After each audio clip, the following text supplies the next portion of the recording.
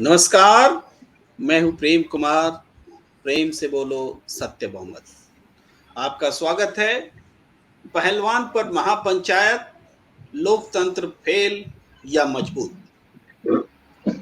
लोकतंत्र विषयक नियमित चर्चा में आज हम इसी विषय पर बात करने जा रहे हैं कि पहलवान पर महापंचायत होने जा रही है, इसे क्या माने। लोकतंत्र के मजबूत होने का सबूत माने या लोकतंत्र फेल हो गया है इसका प्रमाण माने। दरअसल दिल्ली के मुख्यमंत्री अरविंद केजरीवाल ने महिला पहलवानों के संघर्ष में उनकी मदद के लिए महापंचायत बनाने का ऐलान किया है। महापंचायत बुलाने का पहली बार बेटियों के लिए महापंचायत होगी। पहली बार कोई राजनीतिक व्यक्ति महापंचायत बुलाएगा। क्या महापंचायत में जो अंतर्निहित लोकतंत्र की भावना है वह भी खत्म होने के कगार पर है। महापंचायत का बुलाया जाना अपने आप में क्या इस बात का संकेत नहीं है कि देश में लोकतंत्र कमजोर हो रहा है। अगर बेटियों को सड़क पर ही उतरना पड़ा है, आंखों में आंसू लिए बैठी इन पहलवानों के लिए खुले आसमान भी आंसू बहा रहे हैं, तो जिम्मेदार कौन है? क्यों देश का लोकतंत्र सोया हुआ है? दुनिया का सबसे बड़ा लोकतंत्र, हम कहते हैं, सीना ठोक कर कहते हैं, जब बेटियों को न्याय नहीं दिला पा रहा है तो क्या महापंचायत उन्हें दिला पाएगी न्याय? लोकतंत्र सफल होता तो महापंचायत क्यों बुलानी पड़ती? अगर पंचायत और महापंचायतें सफल होती तो लोकतंत्र का ये जो वर्तमान ढांचा है, वर्तमान स्वरूप है, यही क्यों खड़ा होता? बड़ा सवाल है। हमारे देश में लोकतंत्र की नींव प्राचीन काल से ही हमारे संस्कारों में, हमारी जीवन पद्धति में मजबूत रही है।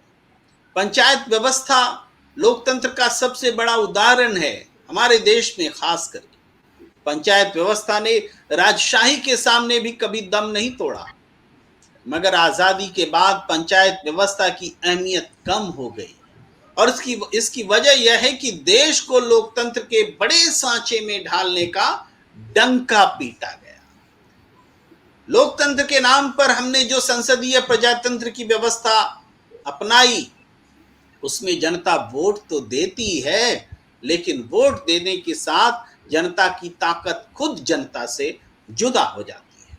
यह ताकत सांसदों के हाथों में पहुंच जाती है। इन सांसदों पर नियंत्रण करने के लिए राजनीतिक दलों ने व्हिप बनाए, दल बदल कानून बनाए, लेकिन स्थिति बिगड़ती चली गई। थैली शाहों के इशारे पर ये सांसद नाचते हैं, सरकारें बनाते हैं, सरकारें गिराते हैं, और लोकतंत्र किस हाल में है कि महापंचायत बुलानी पड़ रही है इस लोकतंत्र।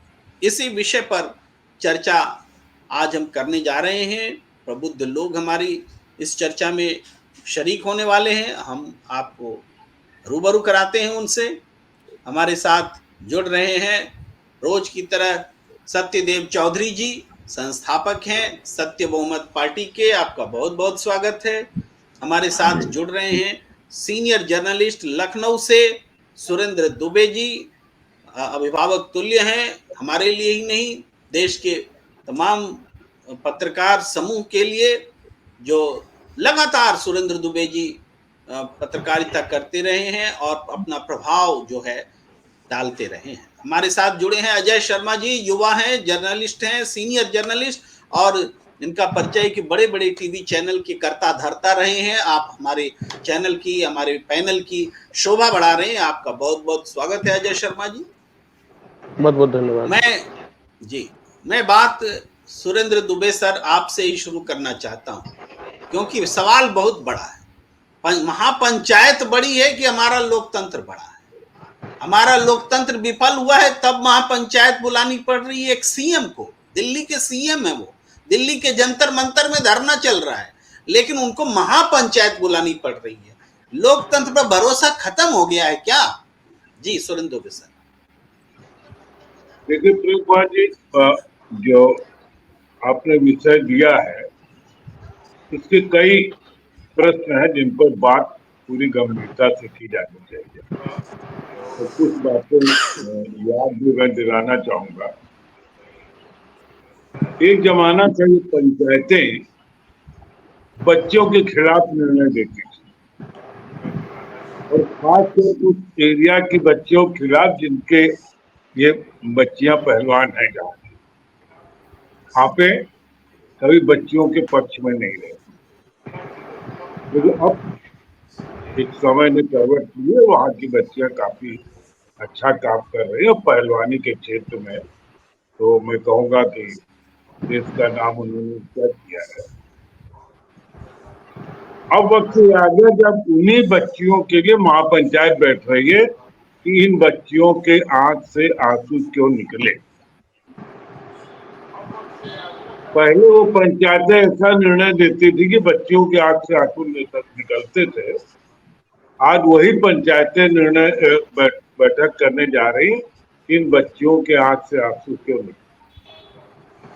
वो कि राजा के दरबार में बैठे हैं तब भी आंसू क्यों निकले। और एक उसको अरुण केजरीवाल लीड कर रहे हैं महापंचायत को। तो मानिए कि एक लेकिन छोटा राजा ही। सुरेंद्र दुबे सर, बस यहाँ थोड़ा सा मैं टोकना चाहता हूँ कि हमारा लोकतंत्र तो दुनिया का सबसे बड़ा लोकतंत्र है।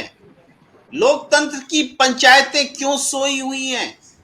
क्यों नहीं न्याय मिल रहा है बेटियों को?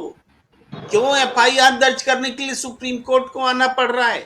क्यों मुख्यमंत्री महापंचायत बुला रहे हैं जो कभी बेटियों के खिलाफ हुआ करती थी? आप भी याद दिला रहे हैं, बहुत अच्छा याद दिला रहे हैं। क्यों इस लोकतंत्र के सर्वे सर्वा जो बेटी पढ़ाओ और बेटी बचाओ का नारा बुलंद कर रहे थे आज चुप हैं? रोज रैलियां करते हैं लेकिन एक शब्द महिला पहलवानों के लिए नहीं है। वो महिला पहलवानों की जिनसे शिकायत है उनके साथ सत्ता खड़ी है। क्यों? आज ही प्रेम कुमार जी उत्तर प्रदेश में विज्ञापन छपा अखबारों में, हो सकता है दिल्ली वगैरह का, खेलो इंडिया, और ये बताया गया कि सरकार खेलों को कितना महत्व देती है। तो मुझे याद है कि अगर ये विज्ञापन पहलवान लड़कियों ने देखा होगा तो जान वही होंगी कि कहाँ खेले हम। जब हमको खेलना चाहिए तब हम जंतर मंतर पर बैठ के धरना दे रहे हैं। जब हमको खेलने की तैयारी करें तो आगे खेल आने वाले, तब हम जंतर मंतर पर पुलिस की लाठियां खा। अब उससे लोकतंत्र, इतना लोकतंत्र जिसको कहते हैं बदहवास स्थिति में, लोकतंत्र अपनी सही मन स्थिति में नहीं है। और कोई भी आप व्यवस्था बना दें, अगर उस व्यवस्था जो अपने सही मन स्थिति में न हो, हम उसको पर्सनलिफाई किए दे रहे हैं, तो फिर व्यवस्था आगे नहीं बढ़ती। लोकतंत्र का आलम ये है कि अगर उन महिला पहलवानों के बिस्तर भीग गए हैं और उनके लिए खाट लाई जा रही है तो उनकी पुलिस से खाट खड़ी कर। क्यों लिया? तो कुल मिलाकर दिल्ली के बॉर्डर को सील कर दिया गया कि अब महिला पहलवानों के पास। ये सुरेंद्र दुबे सर, आप कह रहे हैं कि खाट लोकतंत्र की ही खड़ी हो गई है, आप यही कह रहे हैं? मैं अपने साथी पत्रकार अजय शर्मा जी के पास रुख करना चाहता हूं। अजय शर्मा जी, हमारे सीनियर जर्नलिस्ट, हमारे अभिभावक तुल्य जर्नलिस्ट सुरेंद्र दुबे सर कह रहे हैं कि लोकतंत्र की खाट खड़ी होती दिख रही है, आप क्या कहेंगे?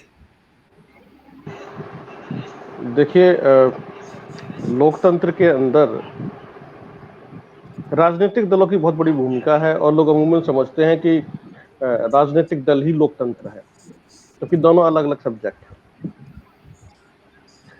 लोकतंत्र तो हमें दिखाई दे रहा है, जंतर मंतर पे है, धरना प्रदर्शन चल रहा है, हर तरह के लोग वहां पहुंच रहे हैं, बातचीत कर रहे हैं, अपनी अपनी बातें रख रहे हैं, लोकतंत्र दिखाई दे रहा है। लेकिन इसका जो राजनीतिकरण हुआ है, ये अपने आप में चिंता का विषय है। जिस तरीके से उनको कहा गया कि ये सिर्फ हरियाणा के जाटों का मामला है या हरियाणा के पहलवानों का मामला है, उसको जो है प्रदेशों की सीमाओं में उसको बांट दिया गया। खिलाड़ियों को भी बांट दिया गया कि ये हरियाणा के हैं या उत्तर प्रदेश के हैं। और जिस तरह के हालात हम देख रहे हैं, बहुत गंभीर विषय है कि अब सुप्रीम कोर्ट को एफआईआर लिखवाने के लिए आना पड़ता है या कोई ऐसा स्टेटमेंट देना पड़ता है जिससे कि सरकारें कुछ करें। ये ठीक नहीं है। तो ये बहुत सारे सवाल खड़े कर रहा है। और मैं जो जितना समझ पा रहा हूं प्रेम कुमार जी, खाट पता नहीं किसकी खड़ी हुई है या कौन किसकी खड़ी कर रहा है। अभी देखिए, थोड़े दिन और रुकिए, पता चलेगा।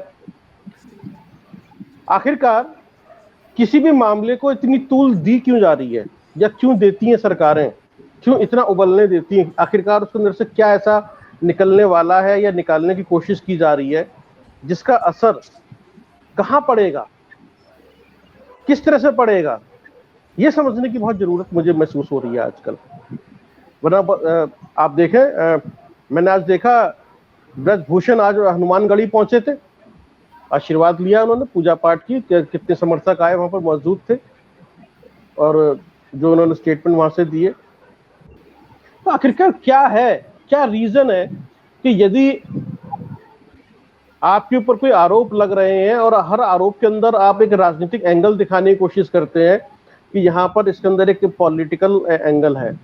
सोशल मीडिया पूरा भर गया है पक्ष और विपक्ष से, लोग अलग अलग तर्कों के साथ बात कर रहे हैं। जी जी, अजय जी, मैं थोड़ी सी टिप्पणी करना चाहता हूँ। आपने जो अब तक बात कही है कि कोई राजनीति क्यों करता है, राजनीतिक मुद्दा ये क्यों होता है, क्यों जैसे सरकार इंतजार कर रही है, क्यों कर रही है, ये सारी चीजें, ये पूरी लड़ाई तो पीड़ित और पीड़क की है।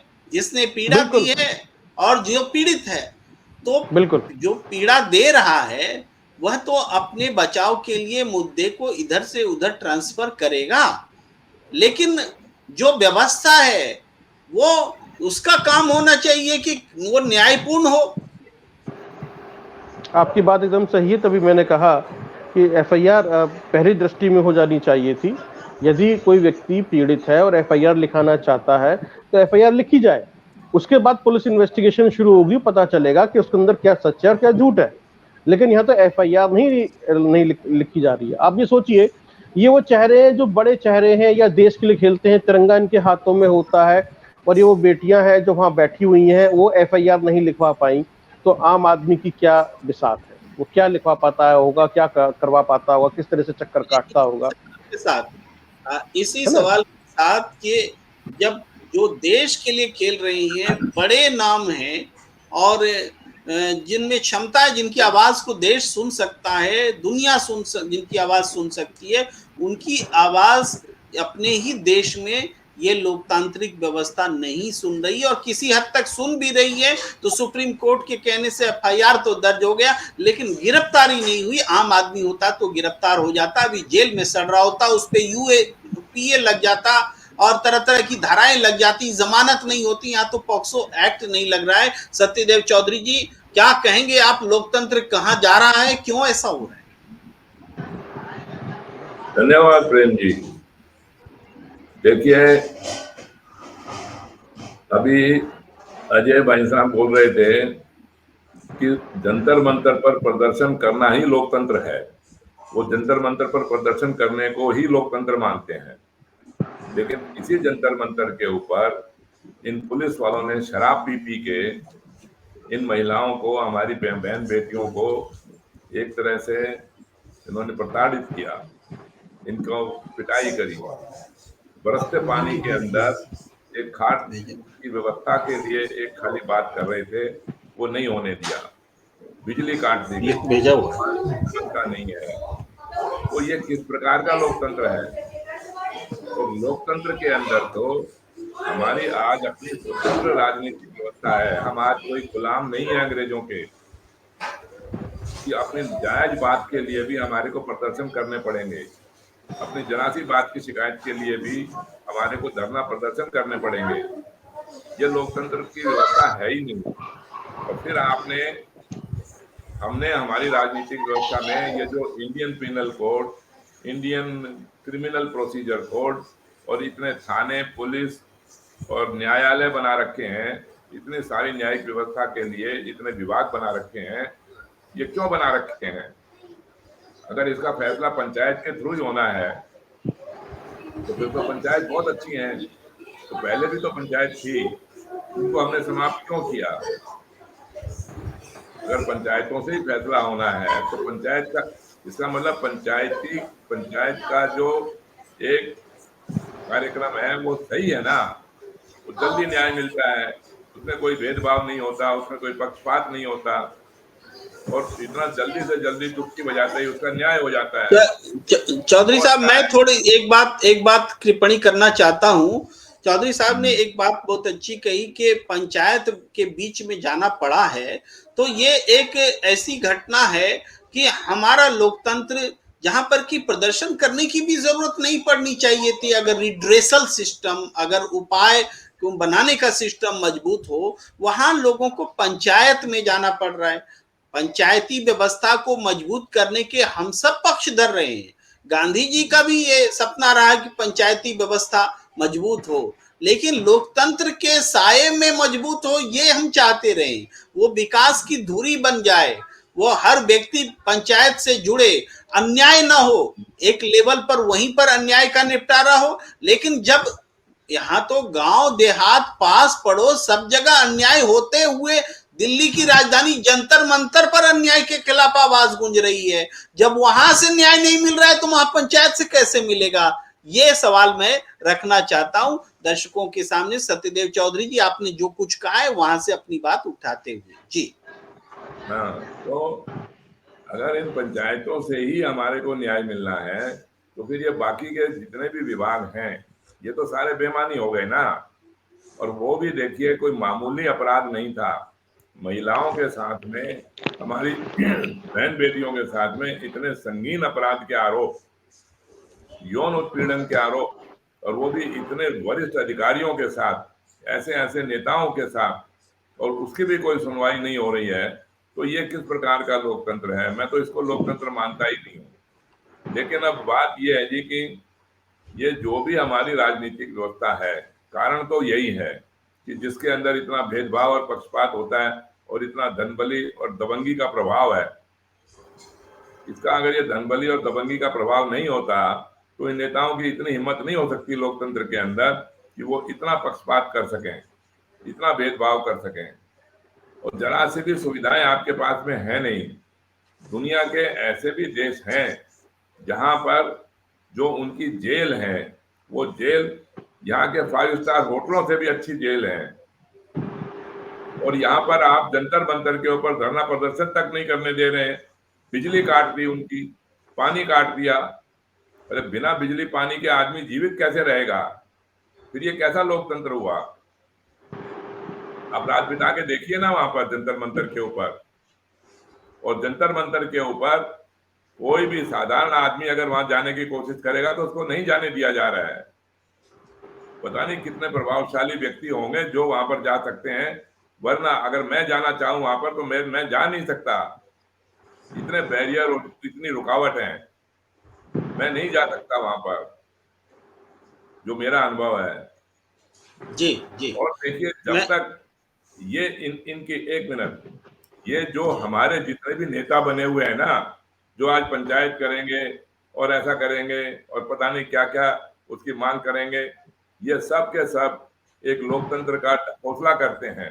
लोकतंत्र की एक नाटकबाजी, नाटक के सिवाय कुछ भी नहीं करते।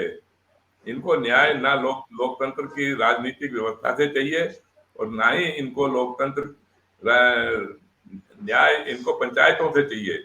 इनको तो सिवाय समय बर्बाद करना है और अपनी एक ऐसी विज्ञापन के अंदर रहना है, चर्चा में रहना है कि हमने ऐसा पंचायत किया, हमने ऐसा किया, हमने ऐसे किया, और किसी तरीके से भी इन सब लोगों को प्रभावशाली बनाकर अपने पक्ष में करने की बात है और फिर राजनीति करें इनके इनके इनके समर्थन से।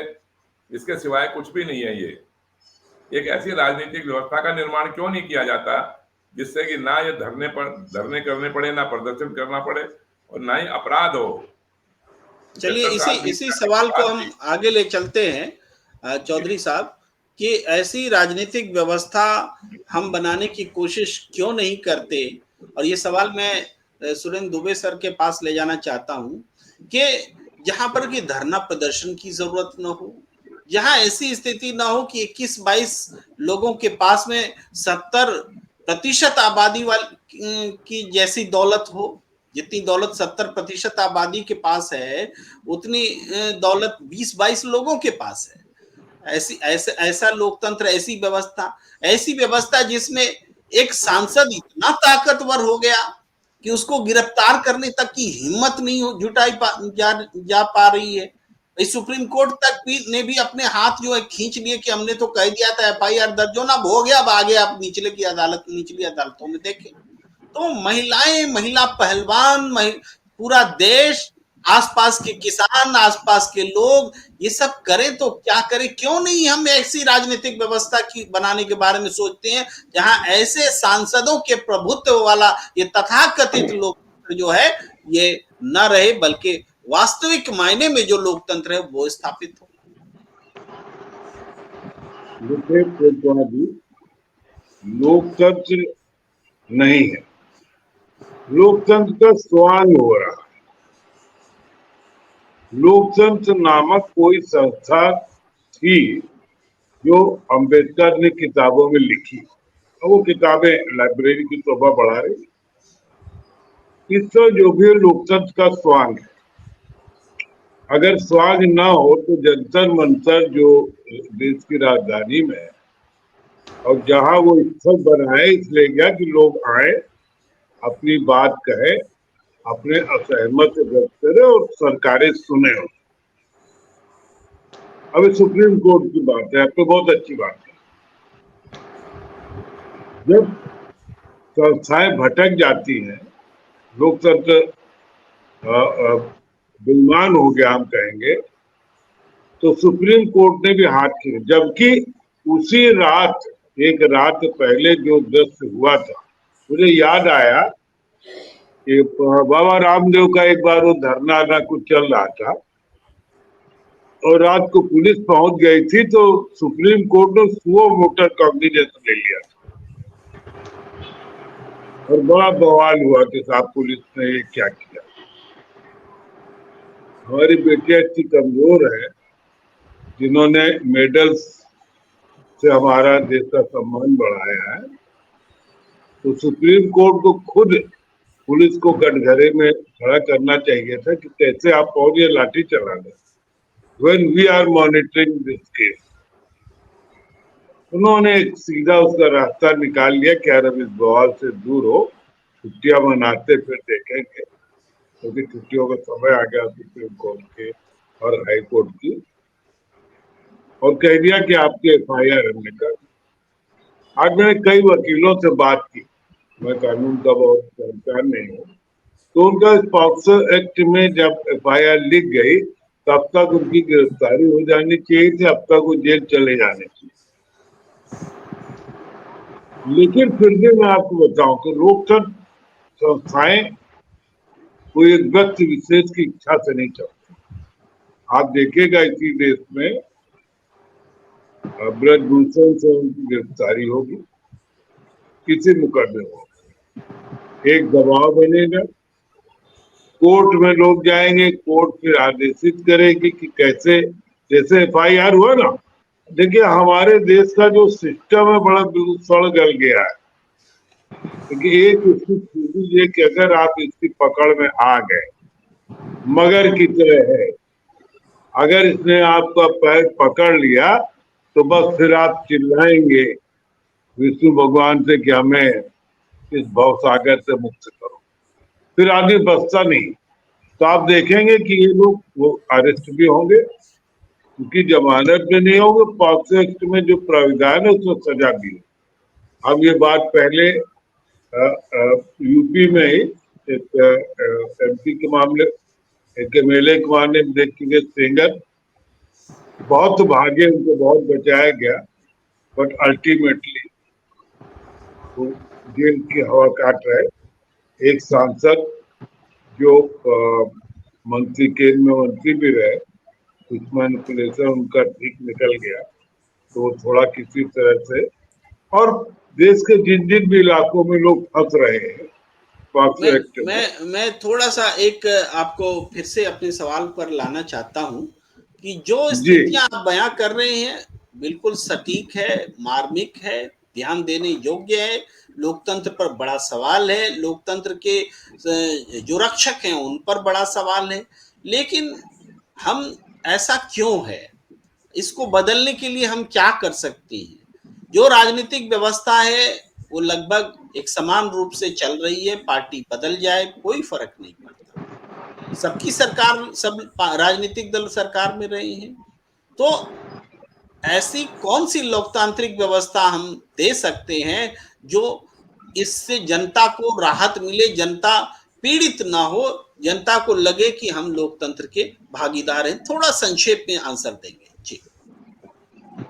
देखिए, आपने अच्छा सवाल उठाया और ये मैं लगातार कहता भी रहा हूँ कि अब लोकतंत्र को जो हमारा है यहाँ, उसको नए सिरे से परिभाषित करने की जरूरत है। वो लोकतंत्र जो अब्राहम लिंकन ने कहा कि government by the people, for the people, to the people, इन बातों को कहे, वो सिर्फ किताबों में है। अब लोकतंत्र राजनीतिक सत्ता का तंत्र है। अब लोकतंत्र वो है जो सारी लोकतांत्रिक संस्थाओं को कमजोर करके खुद शासन करना चाहता है। अब लोकतंत्र वो है जहां सेवा पीछे है और सत्ता पर काबिज होना सबसे बड़ी काबिलियत है। तो मुझे लगता है लोकतंत्र को नए ढंग से परिभाषित करने, कुछ नए राइडर्स देने, कुछ नई व्यवस्था की, लोकतंत्र के बहुत से स्वरूप पर है, आप लोग जानते हैं। इस समय का इसमें विषय अगर मैं पूरा तो लोकतंत्र की कौन कौन व्यवस्थाएं हैं तो बहुत समय निकल जाएगा। तो उसको कहाँ पर कैसे उसको लागू किया, तो मैं ये मानता हूँ तो लोकतंत्र को भारत में वर्तमान परिस्थितियों के संदर्भ में नए ढंग से परिभाषित किया जाना चाहिए, ताकि ये सुनिश्चित हो सके कि लोकतंत्र कुछ लोगों, चंद मुट्ठी भर लोगों की मर्जी का तंत्र ना हो जाए। आज वही लोकतंत्र चंद मुट्ठी भर लोगों की मर्जी का तंत्र होने के बजाय लोगों का ही तंत्र है। लोकतंत्र भीड़ तंत्र न बने, बल्कि लोकतंत्र एक स्वस्थ मन स्थित वाले लोगों का तंत्र बने। इसको हमें परिभाषित करने और फिर तदनुरूप संशोधन करने या वितरण किए जाने की आवश्यकता। जी जी, आप बहुत अहमियत वाली बात कह रहे हैं कि हम ऐसे लोकतंत्र को गढ़ने की परिभाषा, ऐसी परिभाषा गढ़ने की कोशिश करें जिसमें न्याय हो, लोगों को लगे कि ये हमारा शासन व्यवस्था है, हमारी शासन व्यवस्था है, ऐसा लगे। लेकिन कैसे हो ये महत्वपूर्ण बात है, कैसे ये मुमकिन होगा ये महत्वपूर्ण बात है। हमें बीमारी भी समझनी है, हमें इलाज भी देना है, ये महत्वपूर्ण बात है। आपने सही कहा सुरेंद्र दुबे सर के ये लोकतंत्र जो परिभाषा थी वो परिभाषा आज किताबों में सिमट गई है, लेकिन परिभाषा का मानक जो है थोड़ा सा बदला है। इसको ऐसे भी थोड़ा देखा जाए, मैं बोलने की कोशिश करता हूँ, शायद आप सब सहमत हो कि ये भ्रष्टाचारियों के लिए, भ्रष्टाचारियों द्वारा सरकार बनकर रह गई है, ये लोकतंत्र। आपने बहुत अच्छी लाइन पकड़ी, मैं उसको उस बात उस ढंग से कह नहीं पाया, इसलिए मैंने कहा वो अब्राहम लिंकन वाली परिभाषा से हट करके अब आजकल की परिभाषा में वो आ गया। जी जी, हमारे साथ जुड़ गए हैं अरुण त्रिपाठी जी, जो कि कांग्रेस के नेता हैं। आपका बहुत बहुत स्वागत है। थोड़ी आवाज आ रही है किसी वजह से, हम आपकी ओर मुखातिब होंगे। फिलहाल थोड़ी देर के लिए मैं म्यूट करता हूं आपको। जी जी, और मैं अब बात करना चाहता हूं, अपने साथी अजय शर्मा जी के पास आना चाहता हूं उसी सवाल के साथ कि अजय शर्मा जी, हम देख रहे हैं कि ये जो लोकतंत्र है सांसद चुनते हैं और सांसद जो है उसके पास बहुमत नहीं होता है, वो सबसे ज्यादा वोट लेकर के आते हैं। बहुमत, चलिए मान लीजिए कि वो बहुमत होता है, तो यही बहुमत की परिभाषा हम सदन में नहीं मानते।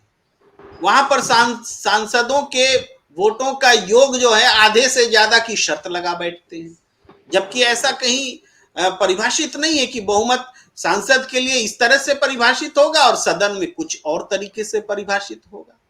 अगर सांसद को हम सबसे ज्यादा वोट पाने वाले को बना डालते हैं उम्मीदवार को, तो सरकार भी बनाइए ना सबसे ज्यादा वोट से। ऐसी व्यवस्था की ओर अगर हम बढ़ेंगे तो सांसदों की खरीद फरोख्त खत्म हो जाएगी। सांसद अपनी पार्टी के साथ में बगावत कर रहा है, सांसद अपनी पार्टी से टिकट खरीद रहा है जो धनबली लोग हैं, और उसके बाद जब जीत कर आते हैं तो उन पैसों से सैकड़ों करोड़ का मालिक बनता है, पार्टी पर कब्जा जमाता है, सरकार पर कब्जा जमाता है। तो ये स्थिति तो खत्म हो जाएगी अजय शर्मा जी। देखिए, जिस तरीके से अभी सुरेंद्र जी ने कुछ सवालों को उठाया और आपने भी उसी सवाल को आगे बढ़ाया, हम एक तरीके से जो समझ पा रहे हैं कि अब एक वक्त आ गया है जो देश के हालात है उसके हिसाब से लोकतंत्र के अंदर यानी डेमोक्रेसी के अंदर एक रिफॉर्म की जरूरत है। नए सिरे से हम चीज़ों को गढ़ें दोबारा से और उसके ऊपर चर्चाएं करें और एक रिफॉर्म लेकर आए, इसके अंदर बदलाव लेकर आए। क्योंकि जब हालात अलग थे, जब देश आज़ाद हुआ और हमारी लोकतांत्रिक व्यवस्थाएं अलग थी, हमारे पॉलिटिशियंस भी अलग थे, हमारे चैलेंजेस भी अलग थे, हमारी सारी चीज़ें परिस्थितियां अलग थी। हम नई तरह की, हम गुलामी से निकलकर बाहर आ रहे थे और हम आज़ाद हवा में सांस ले रहे थे और हमारे चैलेंजेस बहुत अलग थे। लेकिन आज स्थितियां बदल गई हैं, फिर से बदली हैं, और अब हमें नए सिरे से लोकतंत्र को परिभाषित भी करना पड़ेगा और एक रिफॉर्म हमें करना पड़ेगा उसके अंदर, तब शायद ये चीज़ें बदलें। कि जिस तरीके से आपने सवाल उठाया प्रेम कुमार जी, सांसद की खरीद फरोख्त का या फिर दल बदलने का, या जिस तरीके से जो सरकार में भूमिका उसकी हो जाती है चुनाव को दौरान भी, कि वो कहाँ से कितनी सीटों पर प्रभाव डालता है या कितने लोगों का प्रतिनिधित्व करता है, क्या होगा। लेकिन ये बहुत ही बड़ा चैलेंज है। अब किस तरह से पॉलिटिकल पार्टीज इसको मानेंगी और जनता इसको किस तरह से लेगी, मुझे लगता है इसके ऊपर ठीक ऐसे ही आंदोलन की आवश्यकता है जैसे कभी अन्ना हजारे ने शुरू किया था। अगर इस तरह का कोई बड़ा मूवमेंट आएगा लोकतंत्र को लेकर तो शायद कुछ बदलाव देखने के लिए मिलेंगे। बहुत लेकिन अहम जरूरत बात है, आप कह रहे हैं जी, जी बिल्कुल बहुत अहम बात कह रहे हैं आप अजय शर्मा जी। एक आंदोलन बनना चाहिए, लोकतंत्र में सुधार का आंदोलन और लोकतंत्र को परिभाषित करने का आंदोलन, लोकतंत्र के वर्तमान कॉन्सेप्ट जो कि लेकर हम जी रहे हैं बल्कि ढो रहे हैं, इसमें बदलाव का आंदोलन। और हम देख रहे हैं, हमारे साथ अजय जी जुड़ गए हैं। अजय जी के साथ में थोड़ा राजनीतिक प्रश्न कर लूं, आप कांग्रेस से भी जुड़े हैं। देखिए, हमारे सिस्टम में तो ये है कि ना आप जाति के आधार पर वोट मांग सकते हैं, न धर्म के आधार पर वोट मांग सकते हैं, लेकिन हम ये भी जानते हैं कि खुलेआम ऐसा हो रहा है। लेकिन इतना निर्लज्ज तरीके से तो पहले कभी नहीं हुआ था जो कर्नाटक के चुनाव में देखने को मिल रहा है कि वोट देने के बाद में बजरंग बली का नारा लगा देना। बजरंग बली न तो बजरंग दली है, न बजरंग बली किसी और चीज का सब्स्टिट्यूट हो सकते हैं। बजरंग बली का नारा लगाने बजरंग बली कोई नारा है क्या? वो तो सद्भावना, जो हमारी आस्था होती है उसके लिए एक पुकार है बजरंग बली। संकट में हम बजरंग बली को याद करते हैं, ये हमारी आस्था का विषय हो सकता है। मैं नास्तिक भी हो सकता हूँ, आस्तिक भी हो सकता हूँ, मैं बजरंग बली का नाम भी ले सकता हूँ, नहीं भी ले सकता हूँ, मैं अल्लाह अकबर भी कर सकता हूँ, जैसा कि असदुद्दीन ओवैसी ने कहा कि वो दोनों एक दूसरे के पूरक ही हैं। दोनों कह रहे हैं कि धर्म के आधार पर वोट मांगो, मोदी जी मांग रहे हैं तो मैं भी मांगूंगा। तो ये हालात जो है, लोकतंत्र इतना कमजोर हो गया है। कांग्रेस पार्टी इतने साल से शासन कर रही थी, कभी कांग्रेस के शासनकाल में भी ऐसी अवस्थाएं आई हैं। हम थोड़ा पार्टी लाइन से हट करके आपसे एक्सपेक्टेशन रखते हैं कि थोड़ा दर्शकों को बताइए अरुण जी कि इस लोकतंत्र में सुधार और किस हद तक सुधार की जरूरत आ पड़ी है।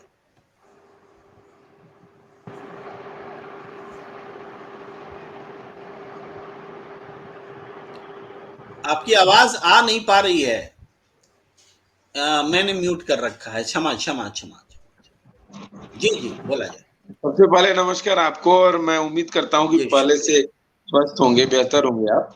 आज मुझे पता चला कि आपके पैर में चोट भी लगी है। देखिए, जी, आपने प्रश्न बहुत अच्छे बोले हैं। लोकतंत्र को बचाना है तो लोगों को जागरूक होना पड़ेगा, और आज के समय में जब लोगों को जागरूक करता है विपक्ष, उसके पहले सत्ता पक्ष की तरफ से एक नया शगुफा छोड़ा जाता है और उस भ्रम जाल में देश की जनता फंस जाती है। आपको याद होगा, आज भी एक शगुफा छोड़ा गया। एक मूवी की जिक्र हुई कि फ़िल्म आ रहा है, और फ़िल्म में पता नहीं क्या-क्या चीज़ें हैं। मुझे ये समझ में नहीं आता कि ये फ़िल्म उसी समय क्यों आता है जब चुनाव होते हैं, या फ़िल्म वहीं से क्यों आता है जहाँ पर भारतीय जनता पार्टी सत्ता में नहीं होती। ये समझना पड़ेगा। और इस देश के लोग अपनी मूलभूत सुविधाओं के लिए बात नहीं कर रहे हैं। आज के समय में बस ये हो रहा है कि कौन किससे बड़ा। अगर हम अपनी बस बात करें कि मुझे क्या मिल रहा है, मेरे बच्चे क्या पढ़ाई कर रहे हैं, मैं कितना अर्निंग कर रहा हूँ, अपने परिवार को किस प्रकार से पाल रहा हूँ, इतनी अगर बातें हों, तो हर व्यक्ति मुझे लगता है कि सही बात करने लगेगा।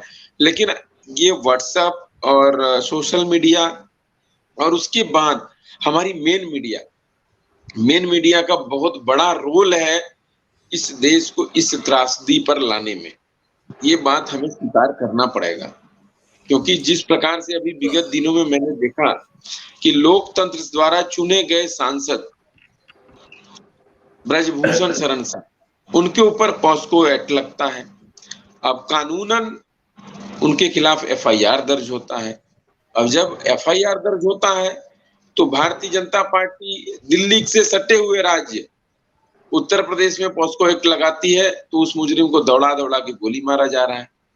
और दिल्ली में पॉस्को एक्ट लगाया जाता है, तो वहीं पर उस व्यक्ति का मीडिया जो है बैठा करके महिमा मंडन करती है, पूछती है सवालें, क्या आप करते हैं, कितना का बिजनेस है, किससे आप डरते हैं, किससे नहीं डरते हैं।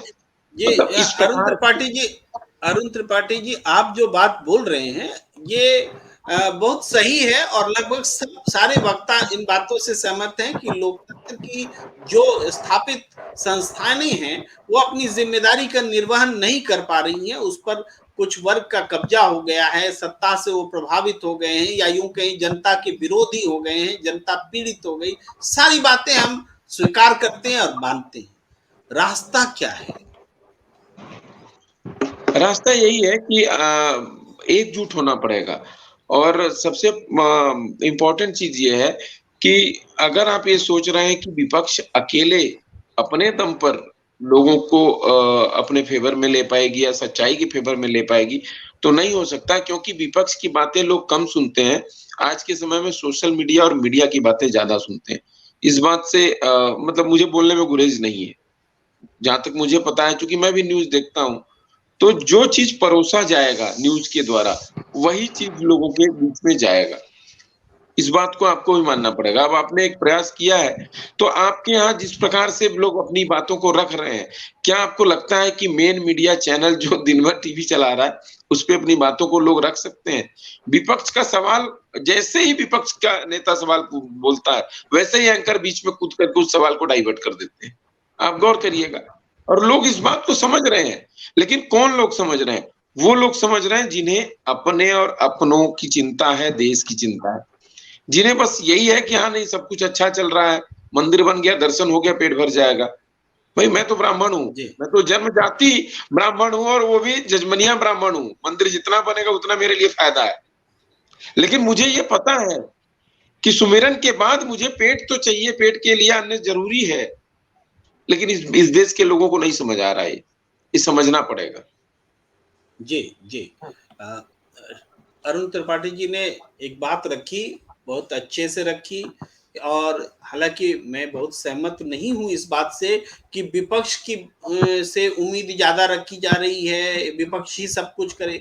विपक्ष हो या सत्ता पक्ष हो अरुण जी, जनता के कारण ही कोई सत्ता पक्ष होता है, और जनता के कारण ही कोई विपक्ष होता है। जो आज विपक्ष है कल सत्ता में जाएगा, सत्ता पक्ष हो जाएगा। ये लोकतंत्र की खासियत होती है। हाँ, चुनौती होती है विपक्ष के सामने, कभी बड़ी कभी छोटी। आज मीडिया भी एक चुनौती बनी हुई है, विपक्ष के लिए ये बात भी आप सही कह रहे हैं, पर हम प्रश्न उठा रहे हैं कि जो जनता की आवाज है, जनता के लिए जो व्यवस्था होनी चाहिए वो कैसे होनी चाहिए। मैं सत्यदेव चौधरी जी के पास आना चाहूंगा। सत्यदेव चौधरी जी ने एक पार्टी बनाई है, सत्य बहुमत पार्टी, और 10-12 साल पहले बनाई है। ये अलख जगा रहे हैं अपने तई कि कैसे कैसे शासन व्यवस्था होनी चाहिए, और इनका हम उनके मुंह से जानना चाहेंगे आप किस सत्य बहुमत की बात करते हैं। थोड़ा आज खुल करके बोलिए, कैसा सत्य बहुमत आप चाहते हैं।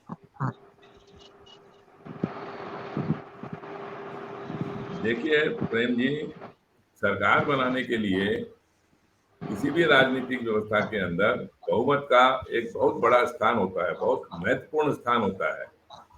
और हमारी राजनीतिक व्यवस्था में बहुमत, सरकार बनाने के लिए बहुमत बनता है चुने हुए सांसदों के बहुमत से।